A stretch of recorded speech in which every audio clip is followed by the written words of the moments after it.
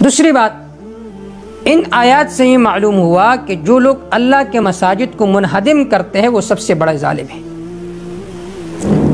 تو اس میں یہ بھی شامل ہے کہ حصی طور پر کوئی اللہ کے مساجد کو منہدم کرتا ہے تو وہ بھی سب سے بڑا ظالم ہے۔ اسی طرح جو لوگ مساجد میں بدعات کے ارتکاب کرتے ہیں تو وہ بھی سب سے بڑے ظالم ہے، کیونکہ حصی طور پر اگرچہ مسجد عالی شان ہے لیکن معنوی طور پر، روحانی طور پر انہوں نے مساجد کو برباد کیا۔ اسی وجہ سے علامہ ابن کثیر رحمہ اللہ فرماتے ہیں لیس العمارۃ بالبناء وانما العمارۃ بذکر اللہ، کہ مساجد کی اصل بنا وہ تعمیر نہیں ہے، بلکہ اصل بنا یہ ہے کہ اس میں اللہ کا ذکر ہو، اللہ کا یاد ہو، اللہ کا توحید ہو۔ اور جن مساجد میں توحید کے بجائے شرکیات ہو رہی ہو، بدعات کے ارتکاب ہو رہا ہو، تو وہ مساجد ویران پڑے ہوئے ہیں۔ اسی وجہ سے تاریخ کبیر میں امام بخاری رحمہ اللہ نے جلد 4 صفحہ 53 میں لکھا ہے، ابن عمر رضی اللہ تعالیٰ عنہ کا قول، ابن عمر رضی اللہ تعالیٰ عنہ نے فرمایا لأن اسمع بنار تحترق فی ناحیۃ المسجد احب الی من البدع، کہ اگر میں یہ سنوں کہ فلاں مسجد کے کونے میں آگ جل رہی ہے جس کی وجہ سے مسجد جل جائے گی تو مجھے اتنا خطرہ نہیں ہے بجز اس کے اگر کسی مسجد میں بدعات کے ارتکاب شروع ہو تو جب بدعات ایک مرتبہ شروع ہو جائے تو پھر اس کے لیے انقطاع نہیں ہوتا۔ اسی وجہ سے ابن عمر رضی اللہ تعالیٰ عنہ آخری زمانے میں ان کے جو آنکھیں تھے اس کا نظر کمزور ہو گیا تھا۔ ایک مرتبہ ایک مسجد میں چلے گئے تو مسجد میں ایک آدمی نے کہا کہ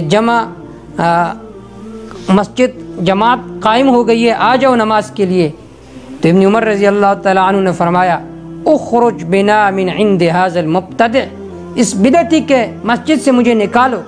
کیونکہ جناب رسول اللہ صلی اللہ علیہ وسلم کے زمانے میں اس طرح چیزیں نہیں تھی۔ امام مالک رحمہ اللہ کے بارے میں آتا ہے کہ امام مالک رحمہ اللہ 35 سال کسی مسجد میں حاضر نہیں ہوئے تھے، اس ڈر سے مخافۃ ان یری البدع، اس ڈر سے کہ کسی بدعت کو دیکھ لے گا پھر روکنے کی طاقت نہیں ہوگی۔ تو دیکھیے مساجد کو ویران کرنا سب سے بڑا بربادی یہ ہے مساجد کا کہ اس میں بدعات شروع ہو جائے، اس میں شرکیات شروع ہو جائے۔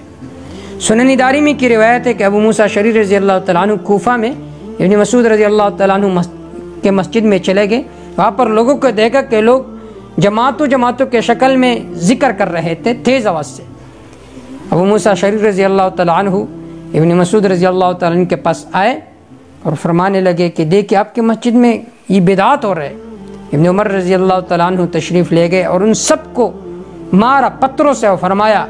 وَقَدْ جِئْتُمْ بِبِدْعَةٍ ظُلْمَاءٍ مَا أَرَاكُمْ إِلَّا مُبْتَدِعِينَ، تم تو ایسے کام لے کر آئے ہو کہ جو میں نے آپ صلی اللہ علیہ وسلم کے زمانے میں نہیں دیکھا، بلکہ تم تو بدعات کے ارتکاب کر رہے ہو۔